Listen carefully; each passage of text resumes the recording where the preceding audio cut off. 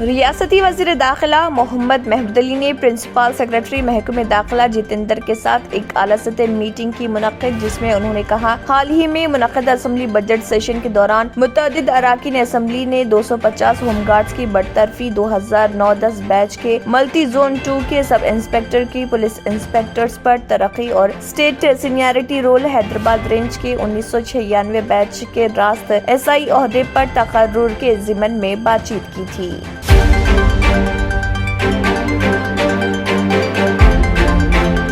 تلنگانہ کی governor doctor Tamilisai سائی سندرا راجن نے names اسپتال پہنچ کر خودکشی کی کوشش کرنے والی میڈیکل کی طالبات کی صحت کے بارے میں ڈاکٹر سے کی معلومات حاصل۔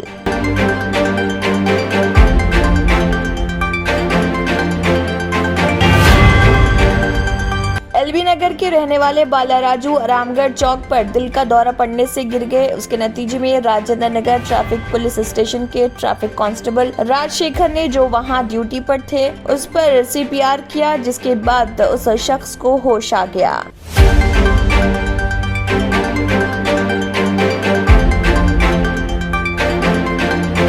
مولا علی سکندرآباد میں 200 سالہ قدیم کنویں کا احیاء، ساؤتھ سینٹرل ریلوے نے zonal railway training institute ZRTI مولا علی سکندرآباد میں ایک 200 سالہ قدیم کنویں کو دوبارہ اس کو اصل حالت میں لایا۔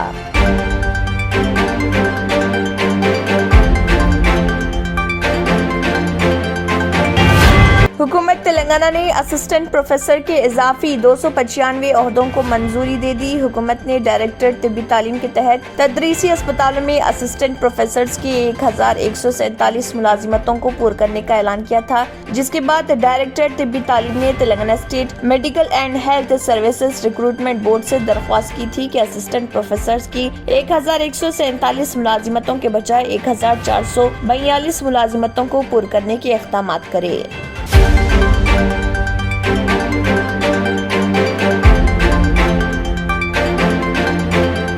حیدرآباد میں گرمی میں اضافے کا امکان، شہر حیدرآباد میں گزشتہ 3 برسوں کے دوران جاریہ مہینے فروری انتہائی گرم رہا۔ مرکز موسمیات حیدرآباد کے مطابق ریاست کے صدر مقام حیدرآباد میں گزشتہ چند دنوں سے درجہ حرارت میں اضافہ ہو رہا اور امکان ہے کہ آنے والے دنوں میں گرمی میں مزید اضافہ ہوگا۔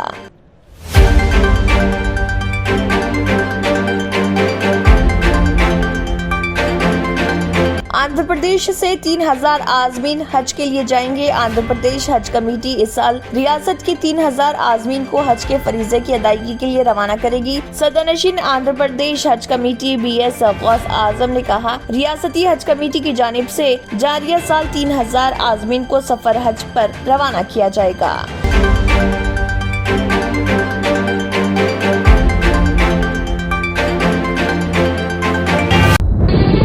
తంత్ర మంత్ర యంత్ర కి సమ్రాట్ బాబా ఆజం ఖాన్ బెంగాలీ 100% లాభం గ్యారంటీతో పాటు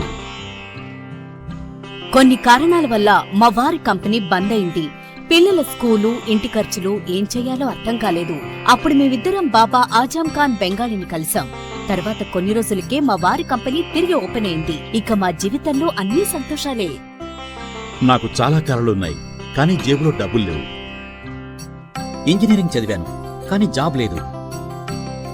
ఆ సమయంలో నాకేం చేయాలో అర్థం కాలేదు। అప్పుడు నా ఫ్రెండ్ ఒకడు బాబా ఆజం ఖాన్ బెంగాలీ గురించి నాకు చెప్పాడు। ఆయన్ని కలిసిన తర్వాత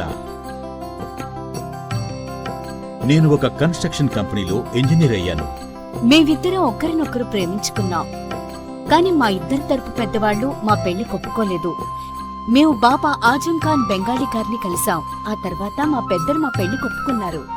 ఉద్యోగం, వ్యాపారం, ఇంటి పోరు, ఆర్థిక సమస్యలు, ప్రేమ వివాహం, చేతబడి చేయబడిన వారు, భార్యాభర్తల మధ్య గొడవలు, పెళ్లిలో ఆటంకాలు, సవతిపోరు, శత్రుబాధ, విదేశీయానం, సంతాన ప్రాప్తి, ముట్కార్ని వశీకరణం స్పెషలిస్ట్। నేను చేసిన పనిని ఎవరైనా సవాల్ చేస్తే వారికి నగదు బహుమతి।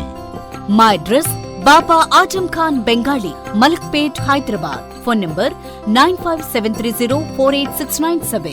अगर आपने हमारे चैनल को अभी तक सब्सक्राइब नहीं किया है तो यहाँ पर रेड कलर का सब्सक्राइब बटन दिख रहा है, उसे क्लिक करें और हमारे चैनल को सब्सक्राइब कीजिए और साथ ही साथ बेल आइकन को भी क्लिक कीजिए, जिससे आपको ताज़ा अपडेट मिलती रहे।